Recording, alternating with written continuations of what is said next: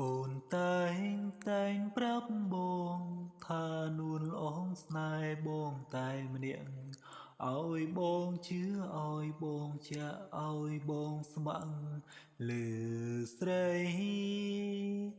តែការពិតគឺវងមិត្ត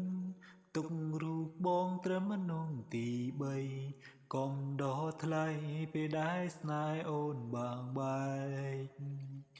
ពេលនេះទើបបានដឹងឃើញប្រលឹងស្និទ្ធនឹងប្រុសផ្សេងសួស្រីថ្លៃអូនត្រូវជាអ្វីជាមួយនោះគេអូនប្រាប់ថាជាសង្សារជាមនុស្សប្រងដែលអូនសែនស្នេហ៍តើដឹងទេថាបេះដូងបងនេះឈឺចាប់ខ្លាំងប៉ុណ្ណាបើអូនមិនស្រឡាញ់តែចាំបាច់អីធ្វើជាអាណិតធ្វើបែបនេះចង់ឲ្យបងស្គួតចិត្ត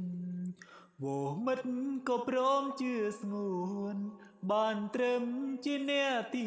3ឬមួយស្រីថ្លៃមិនអាណិនចិនបងមិនស្រឡាញ់គួរអូនបានប្រាប់ពីដំបងឬស្ងួនទុកបងជាអ្នកជំនួសបានត្រឹមជានាងទី